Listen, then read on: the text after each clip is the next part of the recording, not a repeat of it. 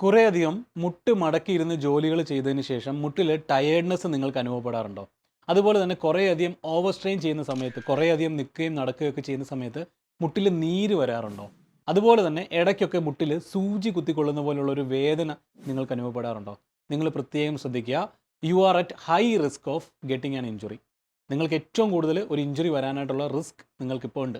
കാരണം എന്താണെന്ന് വെച്ച് കഴിഞ്ഞാൽ, ഒരു പക്ഷേ ഇതൊക്കെ നിങ്ങൾക്ക് കിട്ടുന്ന സിംറ്റംസ് ആണ്, വാർണിംഗ് സൈൻസ് ആണ്.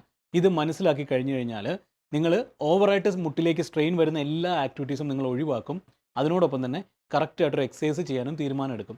ഇത് തീരുമാനം എടുത്ത് ആ എക്സസൈസ് ഒക്കെ നന്നായിട്ട് ചെയ്തതിന് ശേഷം നിങ്ങൾക്ക് പിന്നെ എല്ലാ ആക്ടിവിറ്റീസ് ചെയ്യാനുള്ള കപ്പാസിറ്റി കിട്ടും. ഇത് മനസ്സിലാക്കാതെ ഈ വാർണിംഗ് സൈൻസിനൊക്കെ അവോയ്ഡ് ചെയ്തിട്ട് നിങ്ങൾ മുമ്പോട്ടേക്ക് പോയതുകൊണ്ടാണ് പല ആളുകൾക്കും ഇഞ്ചുറി ഉണ്ടായത്. നിങ്ങളൊന്ന് ആലോചിച്ച് കഴിഞ്ഞാൽ ഒന്ന് മനസ്സിലാവും. ഇഞ്ചുറി ഉണ്ടായിരിക്കുന്ന മെജോറിറ്റി ഓഫ് ദി ആളുകൾക്കും ഇതുപോലൊരു ഹിസ്റ്ററി പറയാനുണ്ടാവും.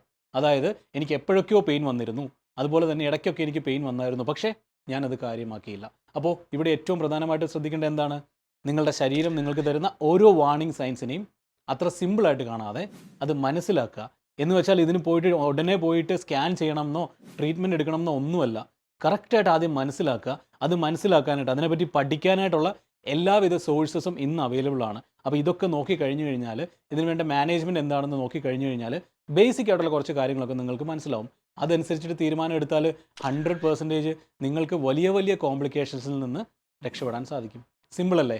അപ്പോൾ കാര്യങ്ങൾ കൃത്യമായിട്ട് തന്നെ ഫോളോ ചെയ്യുക. കൂടുതൽ അപ്ഡേറ്റ്സിന് നമ്മളുടെ ചാനൽ ഫോളോ ചെയ്ത് കഴിഞ്ഞാൽ ഈ മുട്ട് റിലേറ്റഡ് മാത്രമായിട്ടുള്ള അപ്ഡേറ്റ്സ് തുടർന്നും ലഭിച്ചുകൊണ്ട് തന്നെ ഇരിക്കും. അതിന് ഞാൻ ഗ്യാരണ്ടി.